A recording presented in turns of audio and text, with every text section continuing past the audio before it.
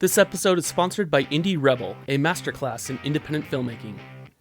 When I was starting out in filmmaking, two books inspired me to no end: Rebel Without a Crew and the DV Rebel's Guide. I wanted to write a book that would inspire the next generation of indie filmmakers, the kind of book that I would want to read again and again to guide me through things. Culled from over a decade of experience, Indie Rebel walks you through the process of making your first movie step by step. You'll learn how to develop a story, write a script that you can shoot, how to pick out and use a camera, tricks for lighting and camera movement, different methods for getting good sound, short film ideas for learning how to make movies, how to run a set and direct actors, and of course post-production and distribution on the internet. If you've dreamt of making your own movie, Indie Rebel, a masterclass in independent filmmaking, is a must-read. Get your copy today, link in the description.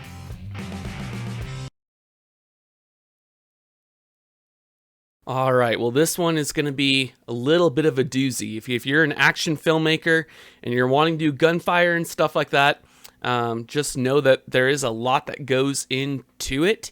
This is going to be a fairly long video, but I think we're going to cover a lot of really cool stuff in this. First off though, let's talk about why do these gunshots digitally versus, doing it on set. And there's a couple reasons for that. The first, of course, is that it's cheaper. It's a lot cheaper to get an airsoft gun or a toy gun or, even a water pistol and digitally add the effects to it, as opposed to getting an actual movie prop gun and firing blanks and all that. Movie blanks are dangerous. People have died from them. And so we really want to be as safe as possible. We don't want to put anyone in danger for the sake of making these movies and things like that. So just from a safety standpoint, this is a great way to go. As far as the history of doing this stuff digitally goes, because I think it's always interesting to know kind of where these effects came from, digital ordnance has been a thing for a long time now in Hollywood and stuff, and even on YouTube. The guys at Corridor Digital, they have a whole armory of airsoft guns, and so they do all their effects digitally, and they've got some great videos on doing it inside of After Effects. We're going to attempt it in Fusion today and do a step-by-step walkthrough. But then most notably, the first time I can remember hearing about it was in Once Upon a Time in Mexico. And I was watching the extra features. If you look here, you can see that I actually have every 10-minute film school from Robert Rodriguez and then some. So I've got a bunch of all of his stuff that I've ripped. But in Once Upon a Time in Mexico, he talks about how when they went down to Mexico, they didn't have time to get their movie guns with the squibs across the border. And so they're shooting in this church. And so one of the things he starts talking about, I'll just play this here, is adding in the muzzle flashes, which you'll see right here. Boom, muzzle flashes, the shells kicking out, the bullet hits onto the wall and stuff like that. He's going to talk about that here in a minute too.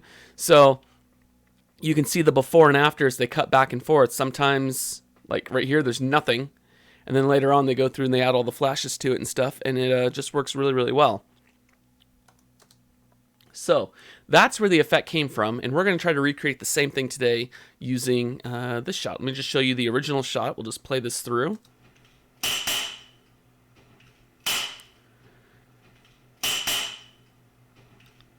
So I'm a huge fan of the Jason Bourne franchise, and so this is just a dream come true for me getting to play a Bourne-like character. And this has already been color graded and stuff. We'll talk later on maybe about color grading and how to do this. But I think just for starting out, this is going to be a lot easier to work with once it's already been color corrected, because originally it's a very log flat image. If I do this and that, this is how it actually looked straight out of camera. So did a lot of work to that. And yeah. So let's jump in. I'm going to move this one out of the way for now. And we just want to work with this. I'm going to jump into Fusion. And then, yeah, let's do this bad boy. So we're going to delete the media out node for now. And we're going to go ahead and view our shot. So a couple things here. I used a blowback airsoft gun for safety purposes, right? This is not a real pistol. This is a CO2 powered gas blowback gun. And you can see right here as I shoot, the slide actually kicks back. Okay, see that? So that tells me exactly when the shot needs to occur, which is really cool. That's going to help out a lot. And then there's another one right after it. So let's do this just kind of one at a time here. So our first shot is going to be, see, that's fully blown back there. So let's say frame 19. That'll be our shot 1. I'm going to be taking notes over here on the side while I do this. 19. And then fires again, maybe right up there. So frame 24. And then the third shot will be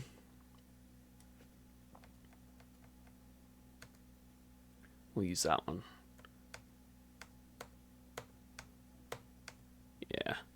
Yeah. Frame 68. So 19, 24, and 68. Those are our keyframes when the shots will appear. Now, I highly suggest you guys start collecting a library of visual effects assets. You've seen me use a few of them already here in this video series. Let me just show you what I mean. I'm going to bounce over here into Adobe Bridge.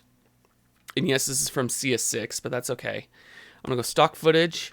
And these are all my visual effects assets that I have. And I've acquired them over the course of 10 years. So I've got explosions and tornadoes and different atmospheres and backgrounds, glitches, glass. We've got clouds, lens dirt, lasers, muzzle flashes. So I go and come into here. I have a huge collection of muzzle flashes. I've got some kind of generic ones here. And then I've got more specific ones up in here. So we got a lot of those. And then also we have things like bullet holes. Okay, so I've got different materials. So I got concrete. We've got wood as well. Some of these look really nice. In fact, we'll probably be using some of these here in this video. So just start collecting a huge library of stuff. Now, if you don't have the money to buy a lot of this stuff right now, you can find a lot of things for free online. You can find a muzzle flash that's just a single still frame of the flash going off, and that's all you need. You can paint one of those by hand or make it with a fast noise texture. You can also find still images online of these bullet hits themselves. You can find all this kind of stuff. And some of it's free, some of it's cheap, that kind of a thing. If I come into blood, I've got all sorts of blood hits and blood spurts and things. Some of this is from Video Copilot. Some of it is stuff from Action VFX. Some of it is even from Triune Films with the Film Riot guys. So I've got stuff from all over. Just slowly start acquiring your collection of VFX assets, and it's really going to make all this work a lot easier. So while I'm in here, let me go ahead and back up. I do know that I'm going to want the bullet holes, so we'll just grab those real quick, because I'm going to show you guys how to not only shoot the gun, but also how to show the impacts from the gun. So maybe this has got a nice kind of plaster look. Okay, you can see it up here. I like that one. So we'll drag that in. And then, ooh, that one's kind of cool too. Maybe we could use this one. Or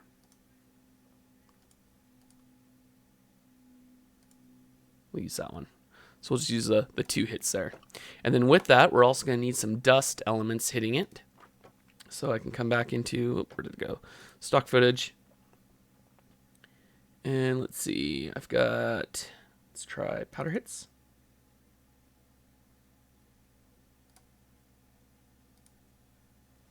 There we go, that's what I'm looking for. So we'll use that as well.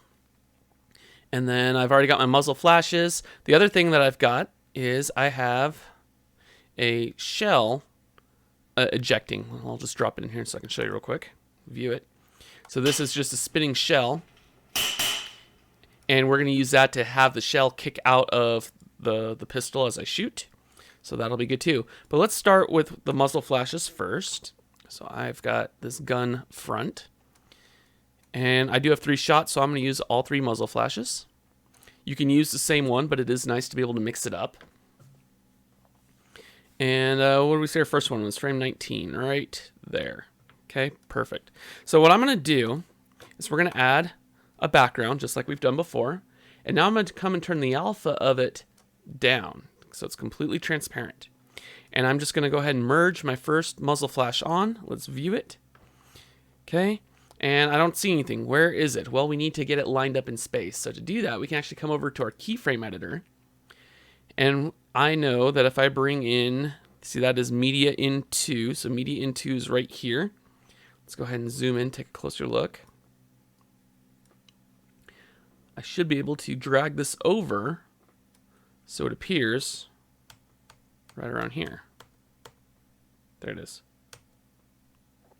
Okay, so I can see frame 19, the flash appears, and then it's fading out, and then it's gone. So this one's on for 2 frames, and that's fine. So we're gonna do that one first.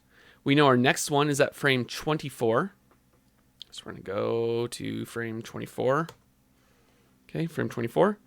And then let's go ahead and merge media in 3 on. And we're gonna grab media in 3, and we're gonna drag that over to frame 24. And if we view that merge, there's that flash. Okay, great. And then finally, we have our third flash, media in 4, and that's going to be on frame 68. So we're going to jump ahead to frame 68. Right there. And just like before, just like that. Let's view it. Make sure it appears, and it does. Perfect. So now what we can do with these, because we know these are our actual muzzle flashes, so we can throw these into an underlay. Muzzle flashes will make as apricot, kind of a yellowish fire color here. All right, and then let me go ahead and close out my keyframes because we don't need that. And then really simple, we're just going to go ahead and merge these on top of our footage.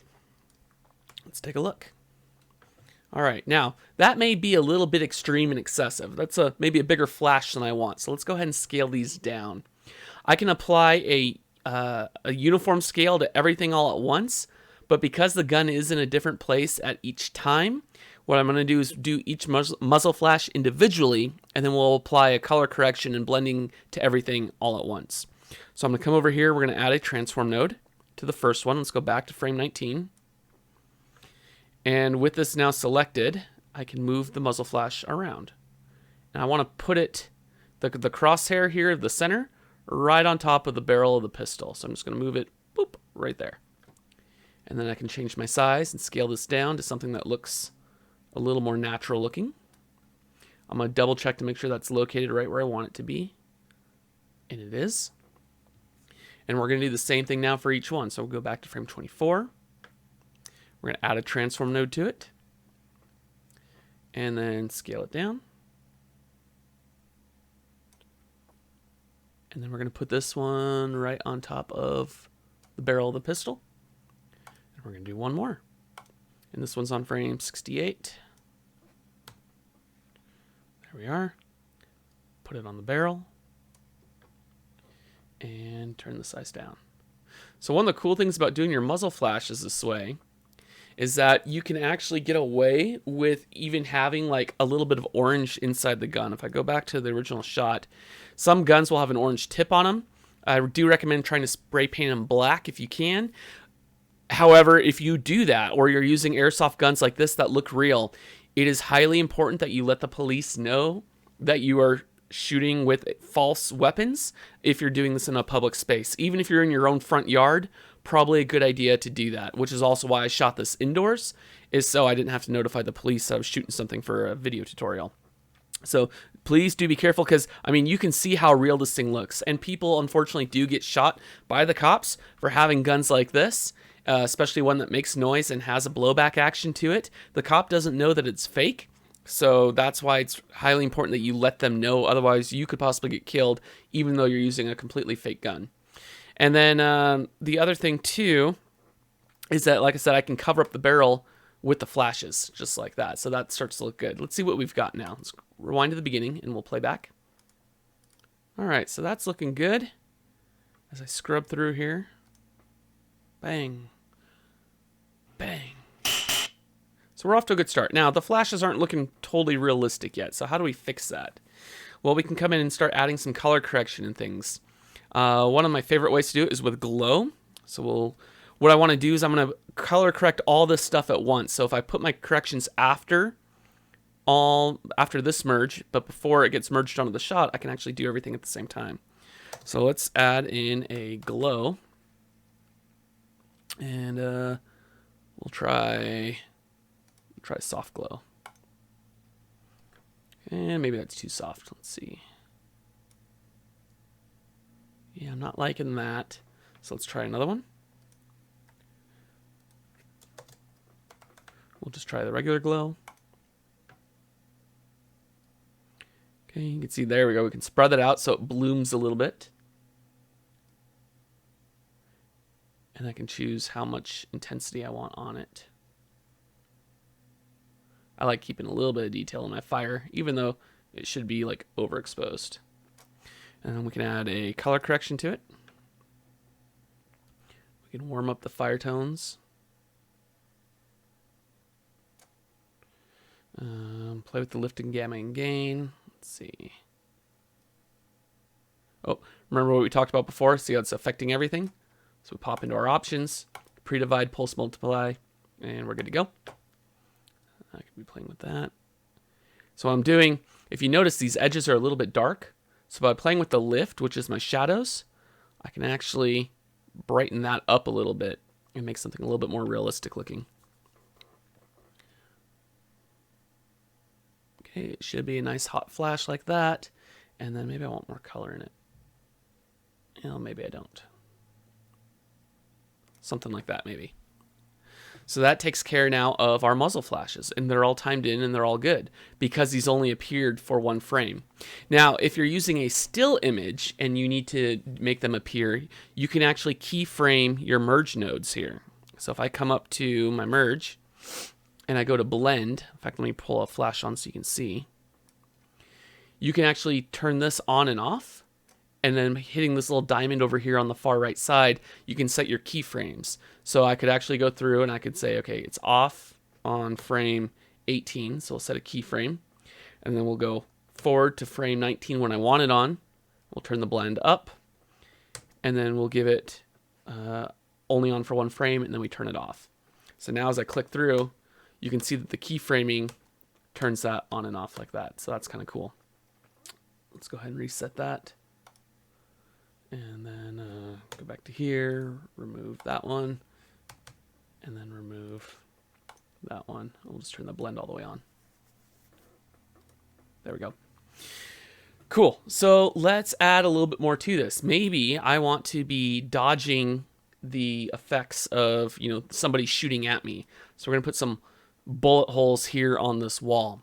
Now, we have a nice big flat planar surface here with texture and detail on it. So I can use my planar tracker, or I can use just a simple point tracker. Let me show you how that one works, because we've already taken a look at the planar tracker in the screen replacement tutorial. So I'm going to just come to the beginning of the frame, and let's just come down here, and we're going to add a tracker. Okay, and then I want to make sure that I plug my input into my footage. Let's view it. And we can see we have this new widget control up here on the screen. And this lets me move around and choose what I want to track. So maybe I want to pull, because I'm looking for areas of high contrast. So I've got this word pizza here on the weekly menu, so we can track that. And then I'm also going to come over and add a second tracker. And this time I want to track maybe the bottom of the light fixture, or yeah, we'll do that piece right there. So this is going to give me two different points to track. So I can track my rotation, I can track my scale, I can track the translation around the shot, and this is going to make everything fit in realistically. Now you can change the size of your trackers too, if you wanted, to make it only track a small area, like that. And then this outer area is your search region, and that's a decent size on both of those. That's what it's going to look for as it tries to track from frame to frame.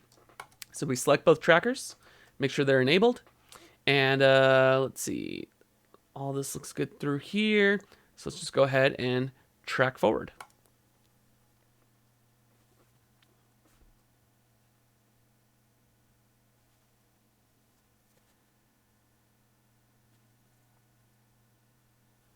All right, tracking's done. Took almost a minute to do, but let's see what we've got.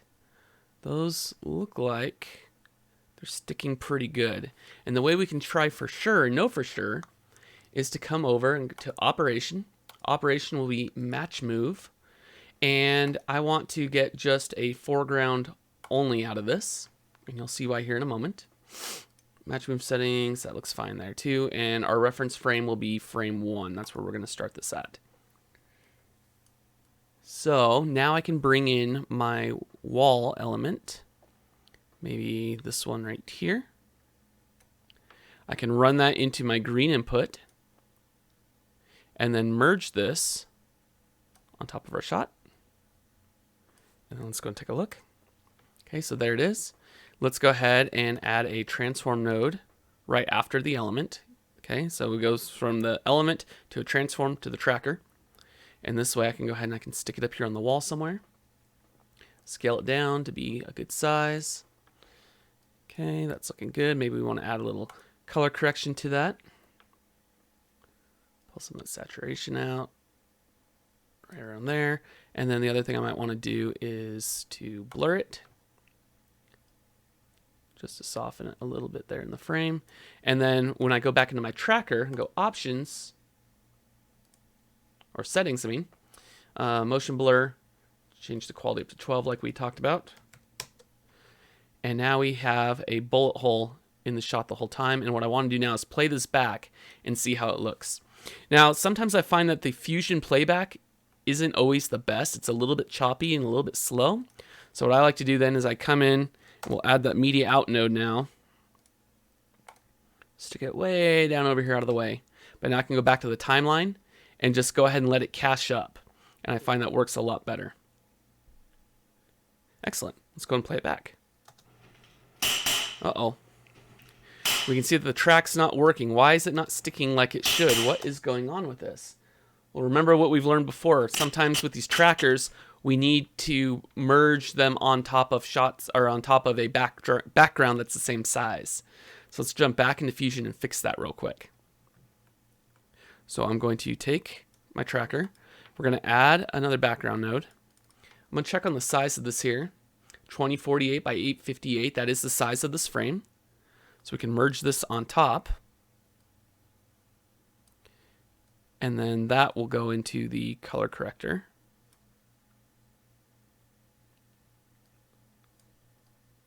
Let's see where we're at here. That's looking good there. And then bring up our transform. Where did it go? There it is. It's way off to the side. Let's pull it back in here. Okay, that looks good there. And then we need to take our background and we'll make that transparent. So go into your color, drop down the alpha channel, and there that appears just fine. At this point, I'm not digging the blur so much, so let's go into turn that blur off. That looks better, and we'll preview this again.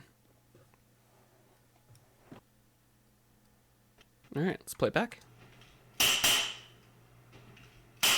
And you can see that that's tracked in. Excellent. That's not going anywhere.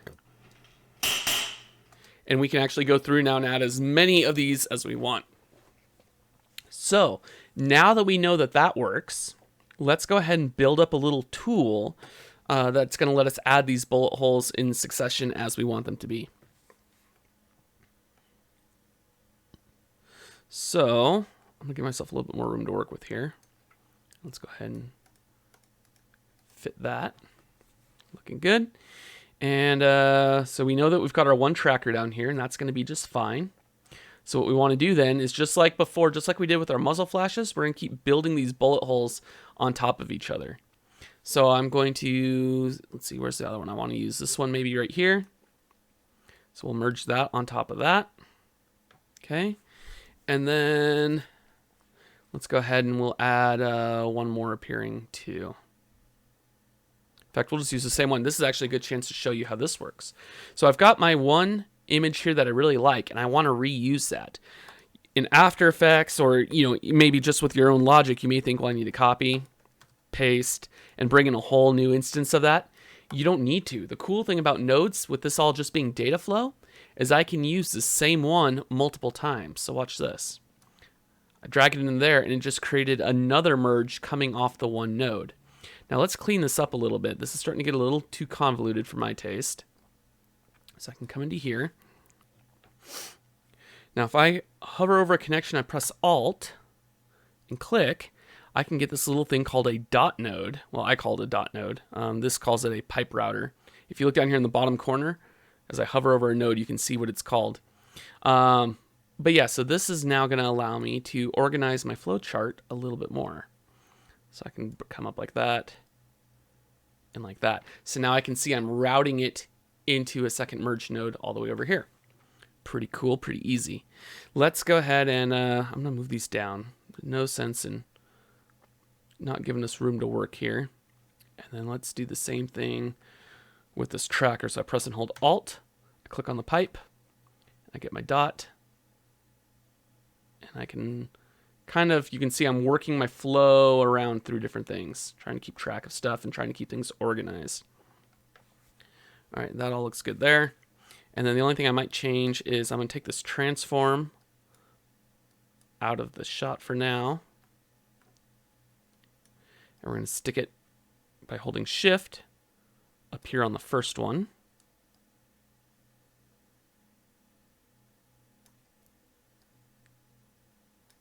Like that. And then this blur can come back into down there like that. Now we're getting somewhere. So we'll take our transform,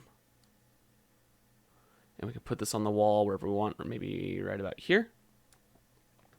And then let's add another transform for the second one. So we do that. And that transform, we're going to put this one maybe right down over here. Let's go and scale it down. About like that. And then we're going to reuse that same one from before. So we take our dot, we added the transform, and we can stick this one right here. Scale it down. Now, if you notice, these two look exactly the same. So just come in and rotate it a different direction. And now it looks like a totally different bullet hit. Give it a slightly different size, maybe too. And that works well. Now this one, I'm not fully digging. Again, let's raise this up, raise that up, raise that up. Let's add some color correction just to this one. You can see it doesn't fully match with the other ones that we have. So we'll add our color corrector to it. And then, let's see. Oh, come up here. I always forget that. I don't want to play with the lift, actually. I want to play with the gain. There we go. And I can make a nice looking hole in the wall that way. Kind of cool. All right, so maybe I say, okay, I like that. I like how that works. I like where the placement of these bullets are. Awesome, cool. So now I can come in and put all these into an underlay. And we'll leave them the grayish tan color because that kind of fits with the idea of the wall. So visually I look at that and I know what I'm seeing. And let's go ahead and keyframe these things on as we need to. So that's why we ended up using all these different merges. Each merge right here is going to control when the bullets appear in the shot. So maybe right here at frame 10, I want my first one to come on. So let's come in and we're going to turn all these other ones off for now. So I'm going to come into my last one. We're going to turn that one off. And the second one, and we're going to turn that one off. Okay, so now we've got just the one right here. And I'm going to use, let me bring up my notes again here. We're going to use frame 10 for that one. And the reason why I'm writing this down is because when this appears, I want to add a powder hit to it as well to get that effect coming off the wall. So we're just going to go back one frame to frame 9. We're going to turn the blend mode off. Okay, set a keyframe. Go forward back to frame 10. Turn the blend back on. And that automatically set a new keyframe. So now if I go back, you can see it just appears suddenly out of nowhere, which is what we want. Okay, I want my next one to appear maybe over here. Let's see what this looks like. Yeah, we'll have another one appear here. So I can go into my next one, into the merge. And we will say this is frame 48. So I'm going to go back to 47. I'm going to keyframe my blend now, go back to frame 48, and turn the blend back up. And I'm going to make a note of frame 48. Okay, so that gets me that one down there. That's good. And then let's go to frame 80, 75. And we'll, oh yeah, actually I like that one. 74 is when we're going to bring the last one on. So I'm going to come over here, go back to frame 73, keyframe my blend, up to frame 74, and turn that on. And now we get our last hit. It'll go off right there in my face. That's going to be awesome. All right, so we're getting somewhere. This is starting to come along. The other thing I'm going to want to do is actually probably flip-flop these connections, because the muzzle flashes, if I go to like frame 68, okay, you can see in this case the muzzle flash is now appearing under the bullet hits, and we don't want that. So these need to be flip-flopped around. So it's really easy to do. We can see that now the flash covers the bullet holes on the wall. So that's good. That's exactly what we want. Now, knowing that we need to add these powder hits too, the powder hits need to go on top of the bullet holes, but under the flash. So let's even give ourselves a little more room to work with. I told you this was going to be a pretty big composite. So we'll put the flashes way down over here at the end. They're going to be the very uppermost layer. Okay. And then again, just trying to organize stuff, keep it up. Let's go ahead and we will add in our powder hits. And I want to copy this tracker that I used before, the one that I used to actually track the holes into the wall. We're going to use the same thing. So I'm going to go Control C, and then we'll come up over here and go Control V. And that way we can use that again. And let's go and bring in that powder hit. And we'll just use the same one this time every time we need it. So we're going to end up needing to do just like we've done before, right? Because we know that we're using a tracker, so this powder hit needs to be comped in on top of everything else. And we're also going to need to time it out multiple times too. So actually, in this case, I think we'll just duplicate this and bring this one in 3 times. I think this will be a lot easier. So bring in our powder hit 3 times. We're going to add a background, turn down the alpha, merge 1, merge 2, merge 3. That then gets ran into this. So let's see here. We've got the input for tracker 1, which will come from our main source footage. And then this one can go up into there like that. And then just to keep things nice and even, we'll square that up too. About like that. So nice straight pipes, easy to see what we're doing. And let's go ahead and start keyframing these on and sliding them around. So we'll bring back up our keyframes. So I got media in 7. So I'm going to go find that one first. Okay, here they are. Here's all of my powder hits. So we know the first hit needs to appear at frame 10. So I'm going to go over to frame 10. Boom, frame 10. And we'll drag media 7 over. And then our second one happens at frame 48. Okay, so we're going to do the same thing. And I'm going to guess it's media 8, and it is.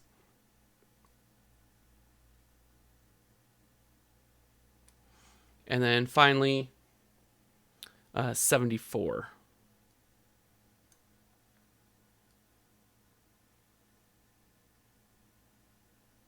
Like that. Okay, now that we've done that, let's go and close out our keyframes. And let's merge this now into the shot.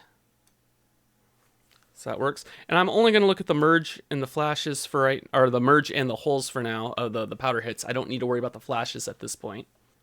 All right, all those are lined up. Let's go ahead and start putting these into place. So we'll go back to frame 10 where the first one appears. And we're going to add a transform and line this up with the first one that appears. All right, so there's the first one. And we're going to go to the next one, frame 48. We're going to add a transform for that. So move that one over to here.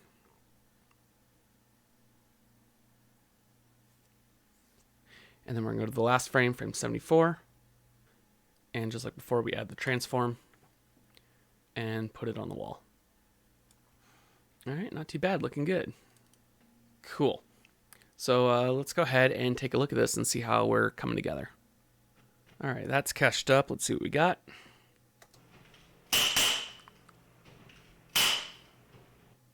Yeah.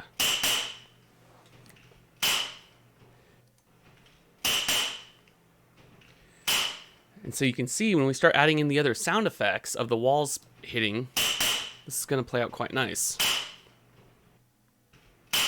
Yeah, looking good. Cool. So now one other little touch that we might want to add would be glow. Every time the gun goes off, let's see, right here. So we should have light on the wall, light on my hands, and probably some light on my face and maybe the upper part of my arm right here. So let's show how we might do that for an added level of realism. All right, back in Fusion. And I'm going to go ahead and underlay these real quick. And these are our powder hits. So let's go ahead and make these blue. All right, underlay. Teal, that works. So you can see even zooming out here, I can look at this and kind of see what my comp is doing. And again, keeping that straight flow all the way through to the end. So our glow, we want to put underneath the flash, but probably above everything else. So actually, probably want to put the glow under the powder hits, but above the wall hit. So why don't we do that? Let's go and move this over to here. And then zoom in so I can grab that and line that back up right there. All right, so yeah, right about here, we'll add our glow. And the glow is going to be stupid simple. Like, it's crazy, guys, how easy this is going to be. We're just going to add in a color corrector here. And let's go ahead and just view that. And basically, every time I fire the gun, I want this to go off. So our first one will be frame 19. Okay, so we know that there's a flash that goes off here. And I want to flash the wall. I want to flash my face and probably my hands here too. So what I'm going to do now is bring in a polyline mask. I'm going to connect it to this color corrector that we just created here. There you go. Now you can actually read it. And with the polyline mask selected, I'm going to go ahead and isolate certain areas that I want to use. So I want this wall. And then I'm going to kind of curve this around maybe like that. Okay, that looks good. And then let's go and turn on our color corrector and we'll just add that glow effect that we want. Do that. Maybe we actually want to go and brighten that area too. Somewhere right around there. So slightly warm, slightly bright. Go back to the polyline. I'm going to hide my view controls by clicking show view controls. So I uncheck that. And now I can soften the edge and see how that's looking right there. That's looking great. And then let's go and show them again, bring them back. I might touch this back in and that one too. About like that. And then the cool thing about these polyline masks is they can actually be connected. So I can actually now add another one, okay, in line. And I'm going to do this one around my head.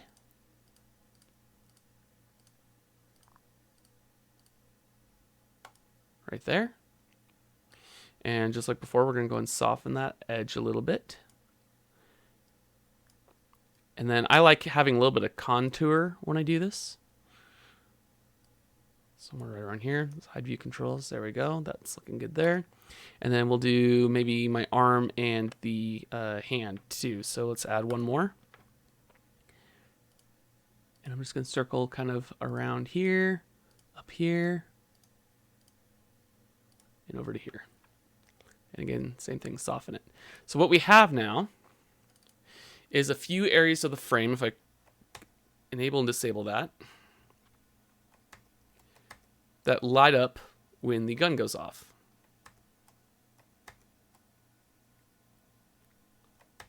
Okay, just like that. Pretty cool.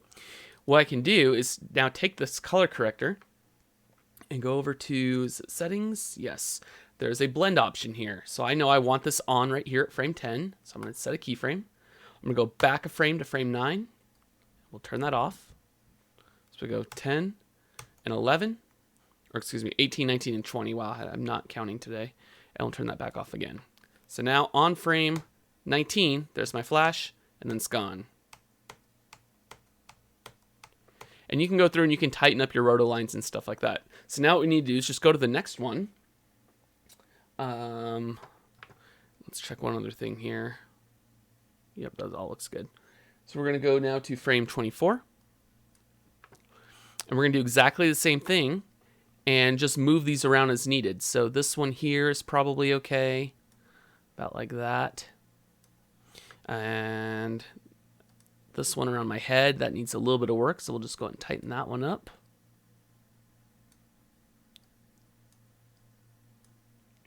Right, just like that.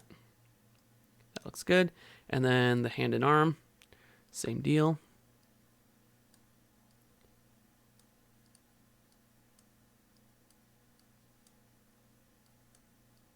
Down to here like that. So now, you can see as I go from frame to frame, it automatically adjusts itself. The keyframe fixes it. And let's go and bring our color correction back in. So we're going to go and go back one frame to 23, set a keyframe. Go to frame 24 when we want it on. We turn it on. And then we go up one more frame to 25. We turn it off. All right, one more to do. Frame 68. And we're just going to do the same thing. Okay, wall obviously is looking good like that. We don't need to change anything there probably. Let's take a look at the head. Yep, head definitely needs to change. So we're going to come into here.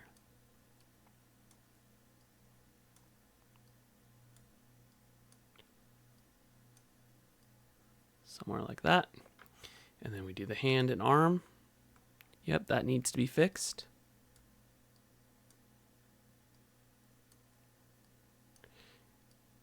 And this is not meant to be like a super intense flash. It's just there to add a little something extra, a little extra realism to what we're doing. And just like before, let's go into our color corrector.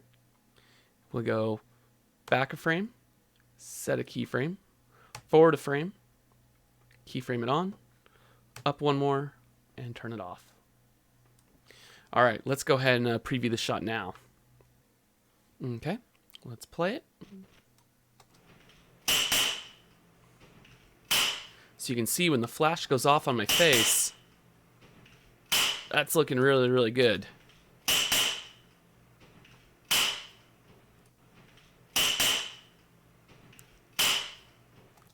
Now the only thing I don't like is I feel like these bullet holes here might be a little too dark. So I could go through and I could color correct them, but I think for this tutorial it's good enough. The other thing you'd want to keep in mind too is any potential keyframing, but you can see by cleverly staging this the way I did. Turn that down. Watch the area here. I never cover any of the bullet holes at any point in time. So the one appears up here, and the dust comes over the gun, and that's fine. But the gun never covers the hole. Okay, and then we got a second one that's going to appear. Boom, right there. Same thing, I never cover it. And then where the gun just was, the next one appears. But I don't have to do any rotoscoping or, get too clever with that or anything. So it actually works out really well. Again, we'll watch it one more time. Flash looks great. Muzzle flash looks good. The flash on me is looking good. I like that. Again, just that little extra realism, that little extra something. And yeah, I think we're looking pretty good and about ready to call this. The other thing I might want to do is maybe color correct my powder hits. So let's do that. Let's jump over into Fusion. And let's see, where are our powder hits? They are up here. So we will add a color correction. Now, this node right here, I don't think I showed when I added this in. I was having to fart around with some stuff. This is called an alpha divide node.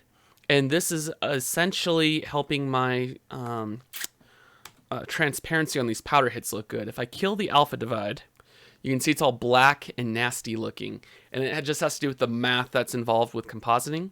So anytime you use an asset that has a transparency to it, such as these wall hits, these powder hits, you put an alpha divide after the fact, and you can see now that all looks good.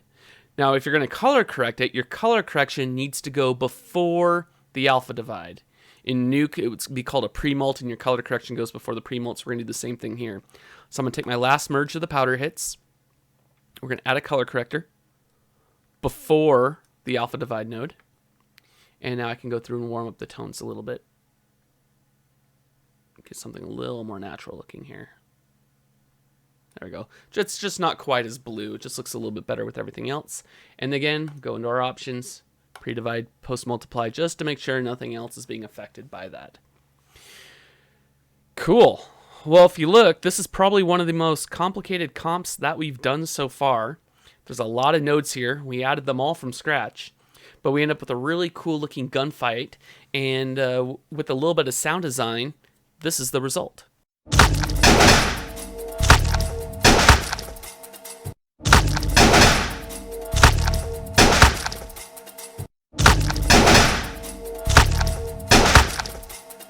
Now, the one last thing we could do for a little more realism, if we wanted to, would be to add the casings ejecting. In this case, though, they would probably be bouncing off the wall and creating more havoc than what I need. And I think in this case, I don't feel like I need the bullet casings. Half the time they kick out so fast, you don't even see them anyway. So for these purposes, we're going to call the shot good. Thank you guys for watching. Thanks for sticking with me. I know this one was a doozy. Let's just recap kind of what we've done here. The overarching theme has been we build up modules, right? And then that way we can color correct everything at once. So rather than putting a color corrector on each of my muzzle flashes, I can do my glow and my color correction after the fact, and that then lets me change everything at once. It's real easy, gives me a lot more control that way. And remember, we did the same thing here with the wall hits, and also with the bullet holes as well. We did the same thing. We made a very modular setup. In fact, let me clean this up here. We'll move this down to here like that. There we go. That makes a little bit more sense looking at it. We also learned that we can branch off assets, right? By pressing and hold Alt and then dragging on a connection line, you can create a dot node, which is super handy. Go and delete that. And also we can branch any fork that we want that way. So I've got some other branching going on. And then to refresh, from what we learned last time with tracking, tracking works only when the asset you're compositing is the same size as the track frame. And so we do that with these background nodes, in some cases turning the alpha down completely on it and making sure that they're the same size as our frame, 2048 by 858, 2048 by 858. And that's all there is to it. I mean, it's a relatively simple effect to do, these gun hits and muzzle flashes and all that. It's just a little time consuming because usually if you're having a gunfight, there's a lot of them. So the good news to that is that you do get a lot of practice with it too. You know, I have 3 shots in this 4-second shot, 3 gunshots in this 4-second shot. And we've been working on this for probably about 45 minutes. I've been at it probably for an hour and a half right now, just waiting on the recordings and stuff like that. But realistically, you're looking at probably about 45 minutes to an hour to do something like that. And let's say you've got 20 shots in your scene that you need to do. It's going to add up. It's going to be time consuming. But the effect is really cool, and I think it looks pretty great. So thanks for watching, and we will see you in the next video.